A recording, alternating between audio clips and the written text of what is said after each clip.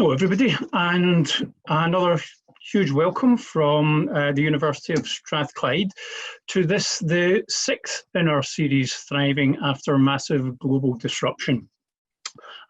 Welcome to all of our attendees who have been with us from day one, but also to people who are coming on today just for the first time. This series has been and continues to be a truly global experience. We have contributors from the UK, from Hong Kong, from Canada, from Jordan, Bangkok.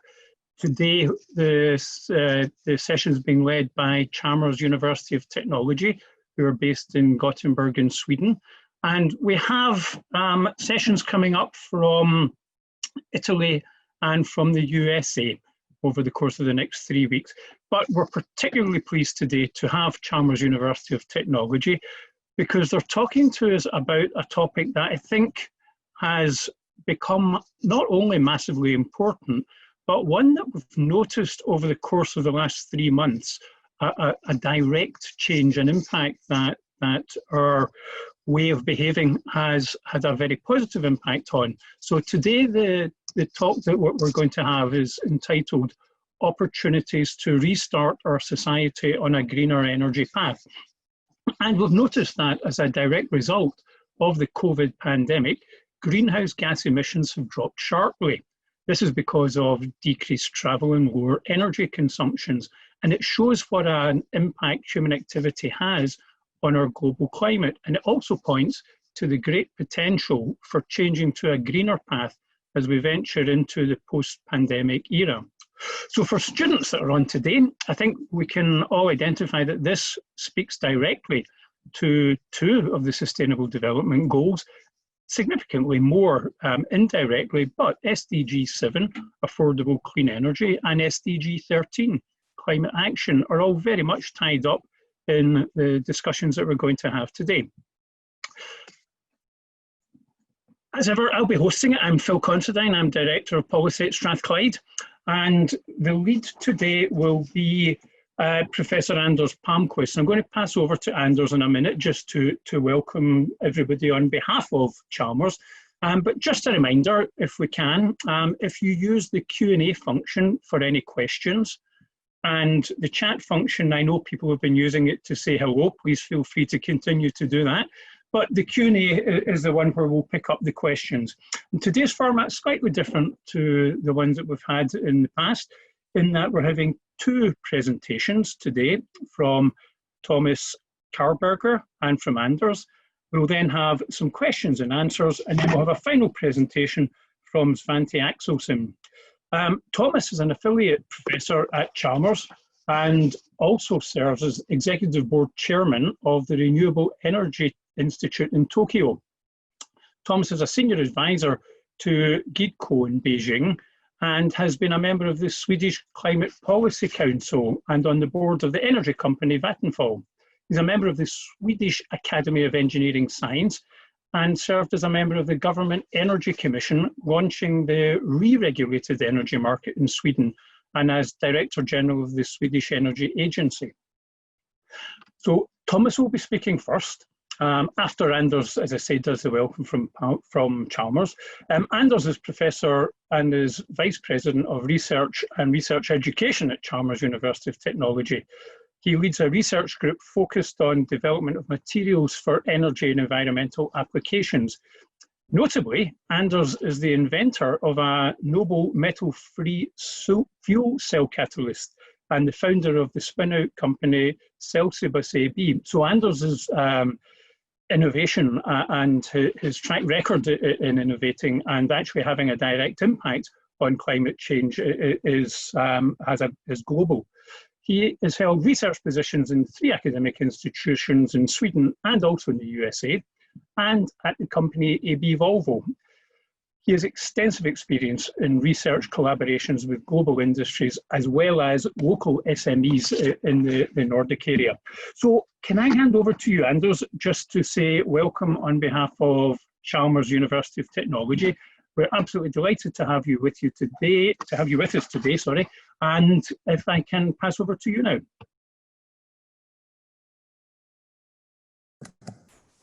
Thank you, Phil. I hope my voice comes through okay. Very good. So I'm very delighted to be able to host to you this webinar from Chalmers. We're very happy to be on board in this very important webinar series. And especially, I'm very happy also to be able to bring to you both Thomas and Svante, two very important people in Swedish society and also very well known in this field. So I'm really looking forward to hearing their presentations, and I hope you will also be enjoying this. So, well, on behalf of Chalmers University, I'm happy to be here, and we are happy to provide you with this webinar. So I think without further ado, I'll just introduce Thomas to give his first presentation. So please, Thomas.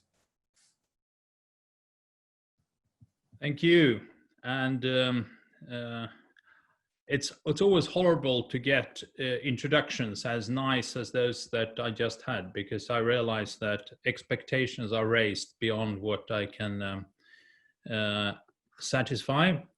But I would like to take this opportunity to describe the remarkable opportunities that we have been given by the coronavirus crisis to accelerate the development of, in particular, renewable electricity as a way of avoiding the risk of unmanageable climate change.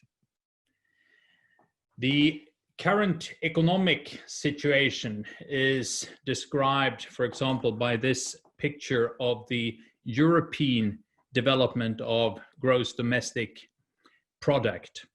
And we see in the first quarter of this year a decrease that is bigger than the decrease at worst of the crisis in 2008, 2009.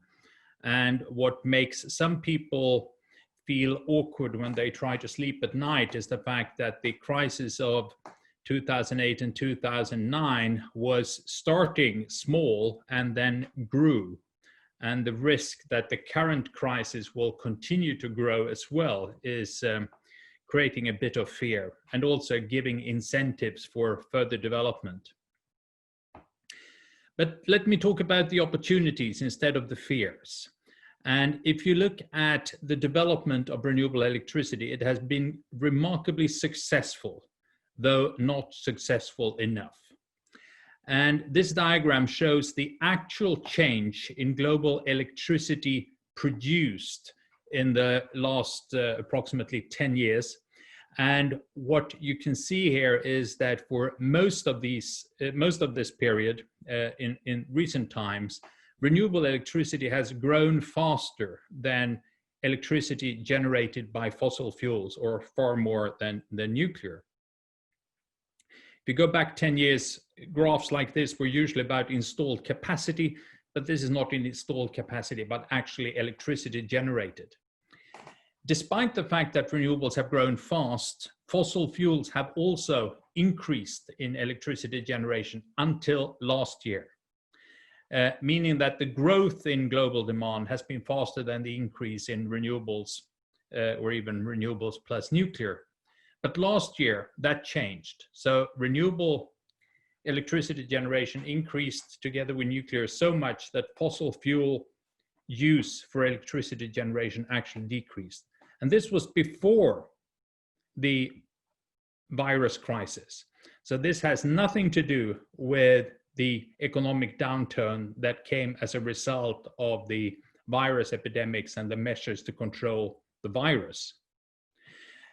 So the development has been good already. And if you look at the first quarter of this year, what you see when the economy turned down and the demand for electricity decreased was that in Europe, as well as in the United States, we saw a significant decrease of fossil fuel-based electricity generation, as well as in most cases nuclear, whilst renewables continued to increase. And that the demand for electricity decreased, you may expect to result in a decrease of all sources of electricity generation.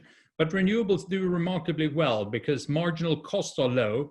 So when prices fall, what you shut down first is the fossil fuel-based electricity generation, and in some cases even nuclear, while renewables continue to operate.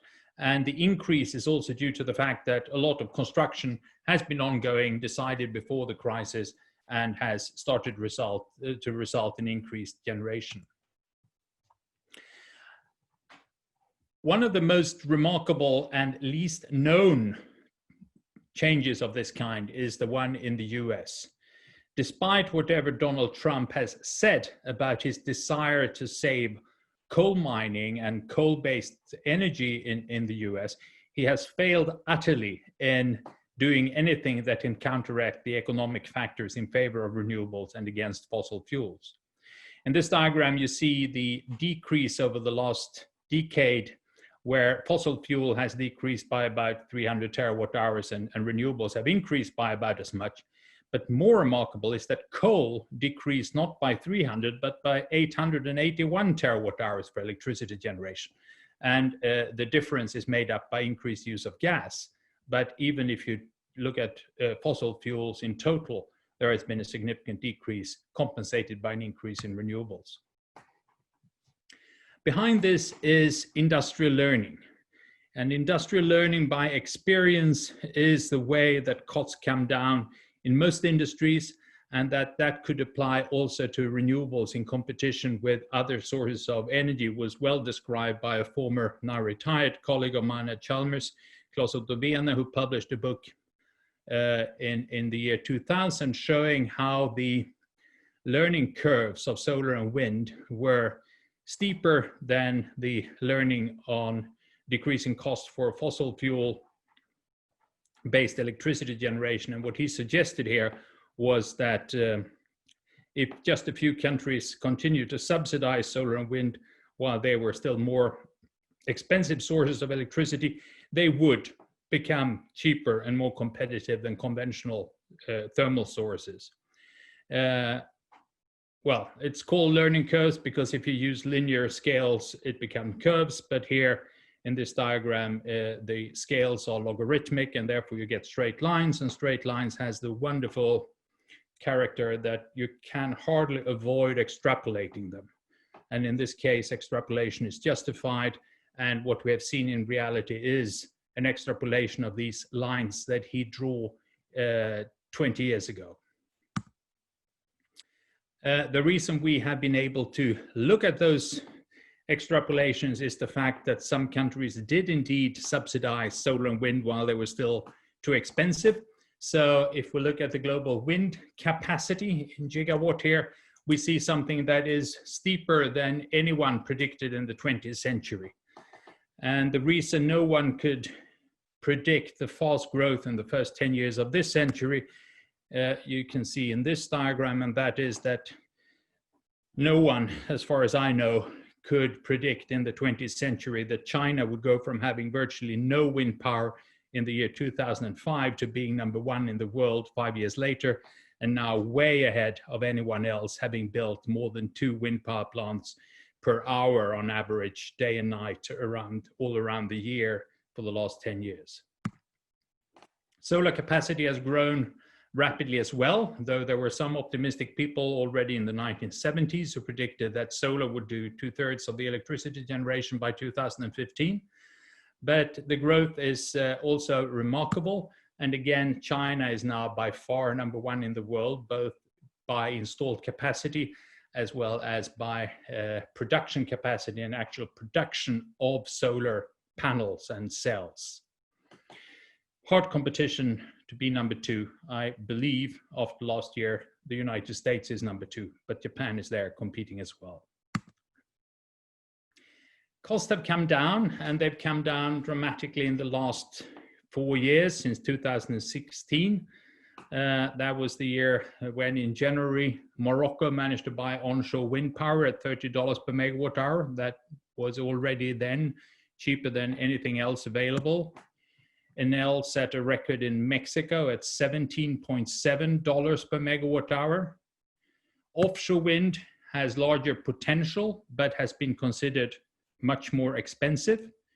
But in 2016, we had a series of public or procurement processes where in the first instance, in the summer of 2016, wind power was bought by the Dutch authorities at a price of 72.7 euros per megawatt hour. And that was then record low. Nothing happened in August, but in September, there was another procurement, this time in Denmark, along the Danish west coast, won by Vattenfall at a bid of 60 euros per megawatt hour. Then nothing happened in October, but in November, Vattenfall won another procurement at below 50 euros per megawatt hour. So again, we have a linear development where cost fell by 10 euros per megawatt hour every second month, or 5 euros per megawatt hour a month. If you extrapolate that linear trend, you would have free offshore wind power by the summer of 2017. In this case, linear extrapolation is not justified. But what did happen in 2017 was that we saw the first contracts for unsubsidized offshore wind power. Again, the result of an auction where you were allowed to offer to build and operate wind power plants without getting any guaranteed price at all, just outcompeting existing power plants on the German spot market. And there were 3 bids with zero subsidy or no guaranteed price by Energie Baden-Württemberg and Dong.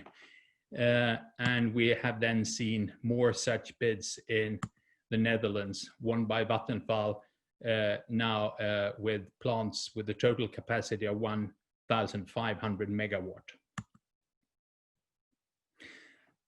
Solar has fallen in the same period. In 2016, it was big news when you saw the first contract below 5 cents per kilowatt hour, or $50 per megawatt hour in Peru.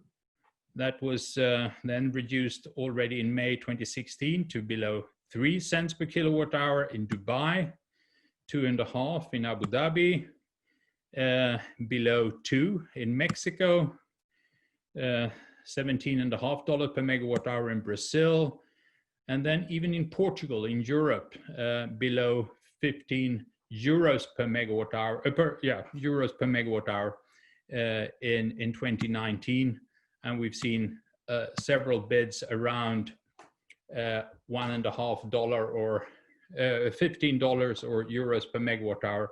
And now we have a record one from the Emirates of $1.35 per megawatt hour, or 13.5, sorry, 1.35 cents per kilowatt hour.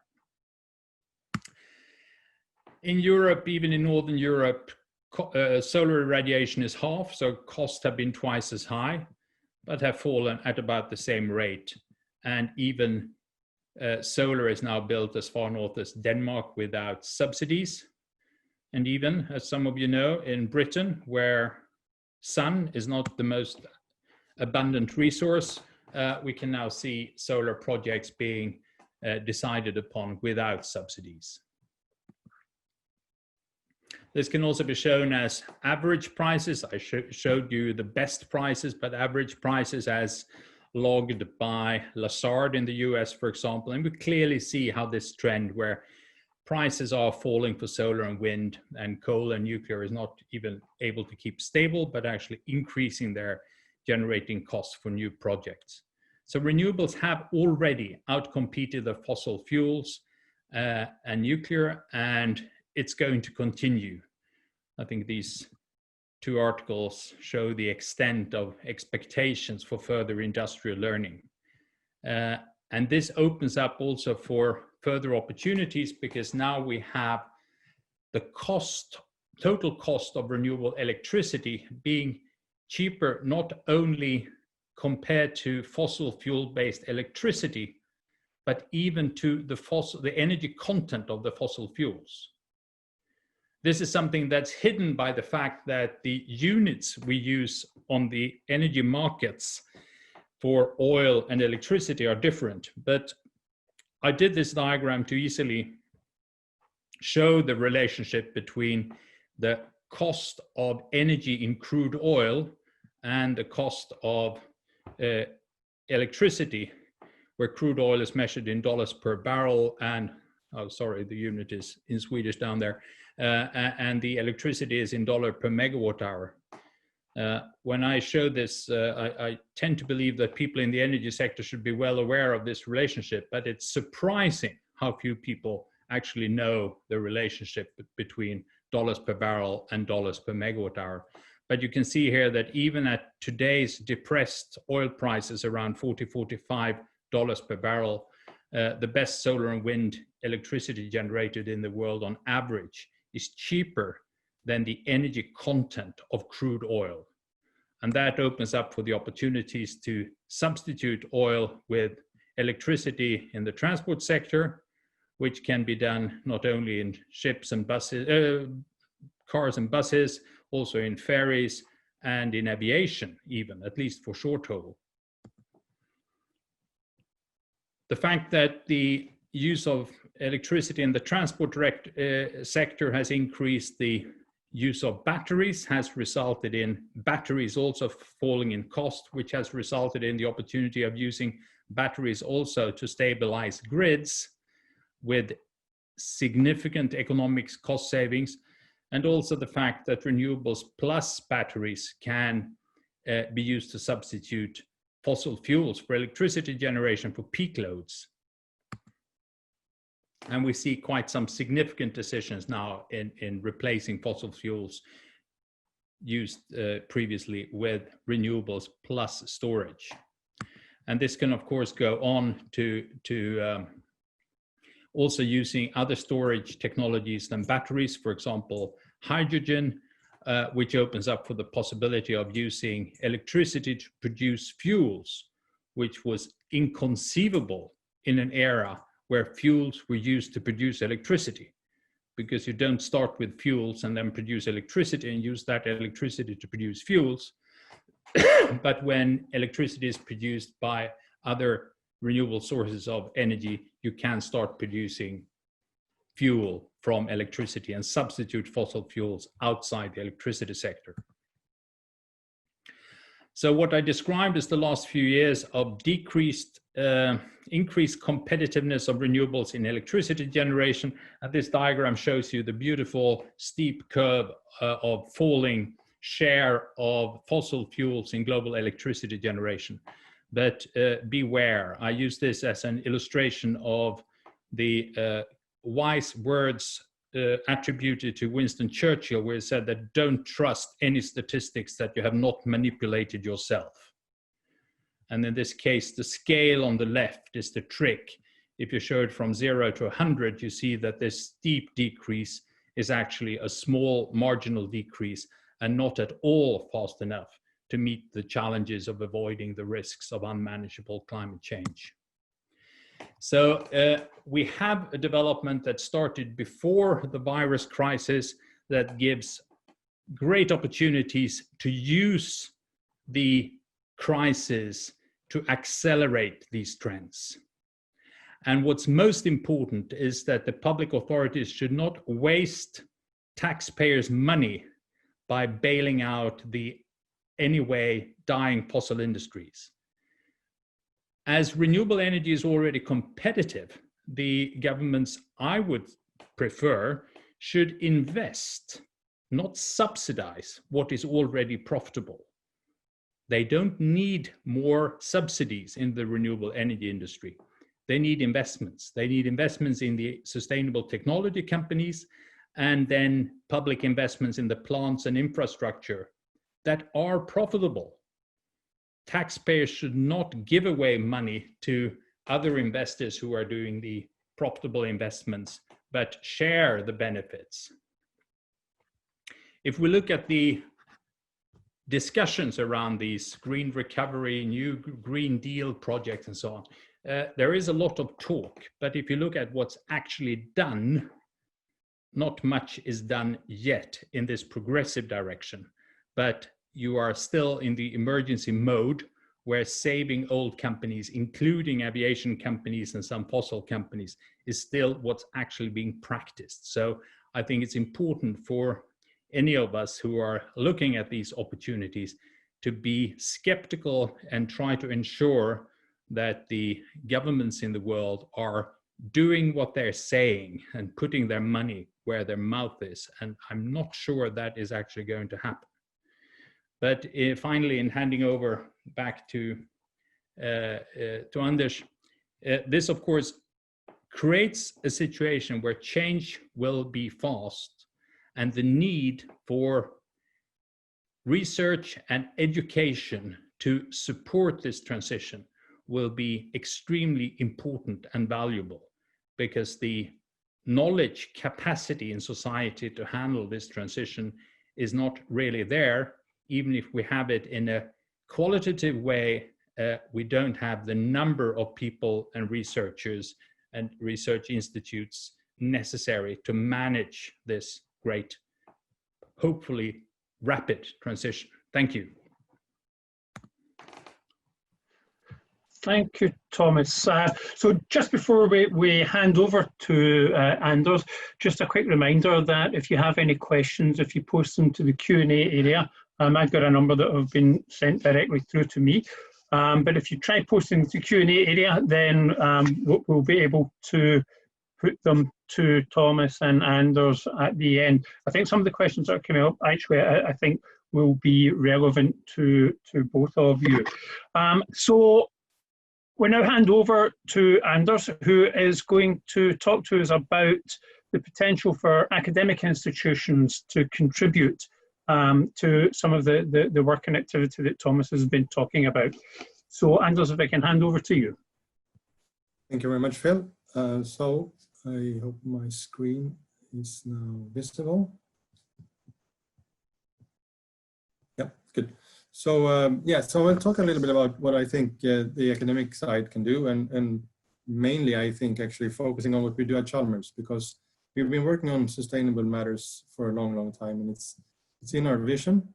So let me just. So Chalmers, we're based on the west coast of Sweden, and we do research and education in natural science and engineering sciences, and also architecture.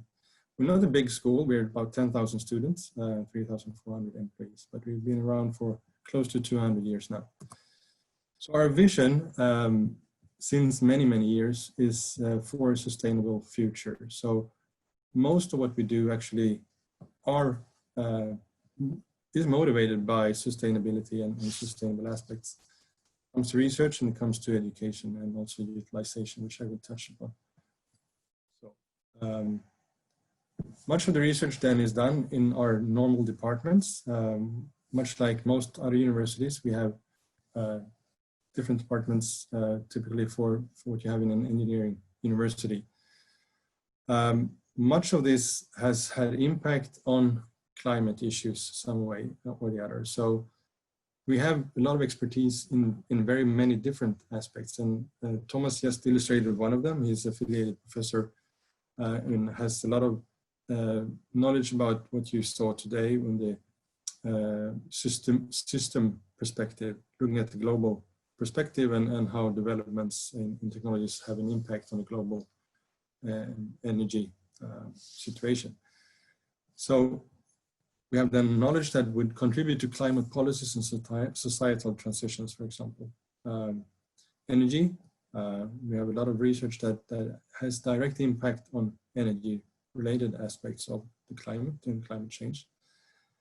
Biomass and carbon sinks, there's development of technologies which looks at how to capture carbon dioxide, for example, and also how to utilize biomass in energy production.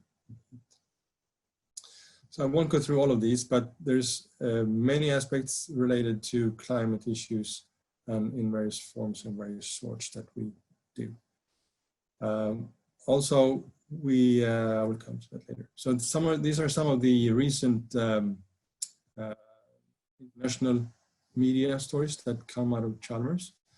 As you can see, it's very broad. We have research on batteries and the use of batteries in different ways. In this case, it's structural functions. We have several research topics concerning the use of solar energy. how to not only collect it and make electricity, but also to be able to regulate the temperature in the indoors by using clever coatings on windows. Also to store electricity or solar energy for later conversion into heat. We have research looking at how to utilize waste products like plastic waste and be able to use that and bring it back into the society in a better form than waste.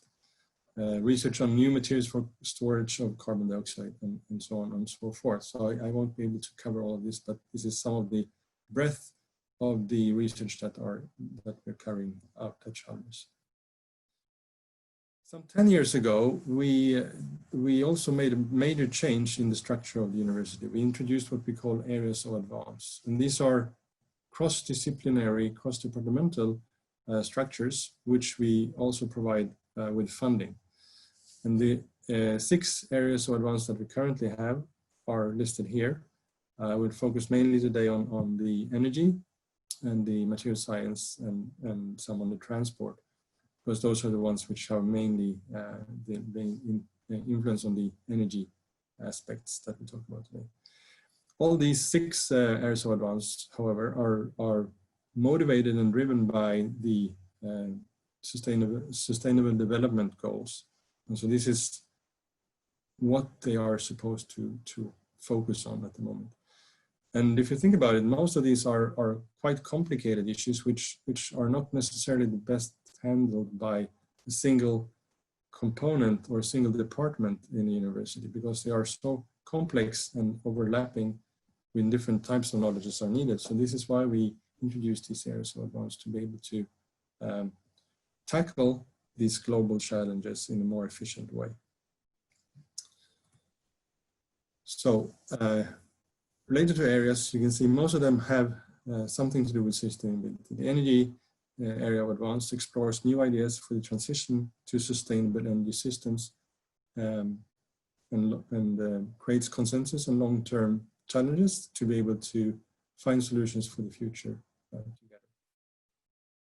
Material science develops new materials for tomorrow's sustainable technologies, materials that can offer solutions to global challenges within energy, health, construction, and transport. And the transport area of advance creates new knowledge to meet transport-related sustainability challenges. Current themes are autonomous transport, electromobility, and transition to future transport systems. Also, the production mentions sustainable production and sustainable industry, where circular economy and industrial digitalization are important to create sustainable production methods. These areas of advance are also hosts to our strategic partnerships, which we have with mainly Swedish industries, but also research institutes and also Norwegian.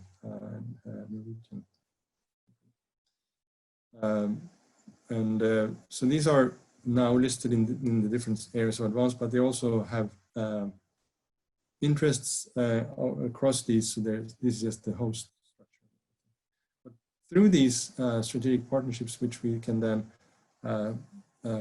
address with the areas of advance, we can really understand the problems that the industries are facing, and also the possibilities that we have to contribute to finding solutions together with them.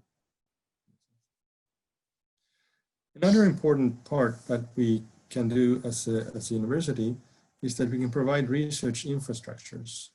And we are putting a lot of funding into that and also opening them up for researchers at Chalmers and also at the universities to be able to have state-of-the-art equipment needed for developing new technologies.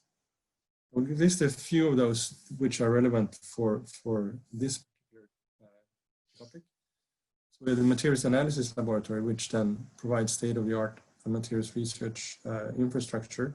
And this is what you really need to be able to develop new technologies and new materials to meet the challenges of tomorrow. So this is something which we are very happy with. We have other infrastructures like this one, the Chalmers Power Central.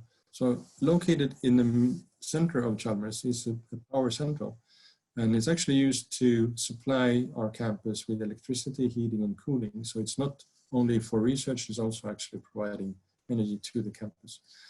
But it also provides an important platform for advanced energy research, where we can do cutting-edge research in combustion, gasification, gas cleaning, carbon capture, energy storage, and material science on a large-scale facility to show that the technology to be developed can actually be scaled up and used in real applications. So this has shown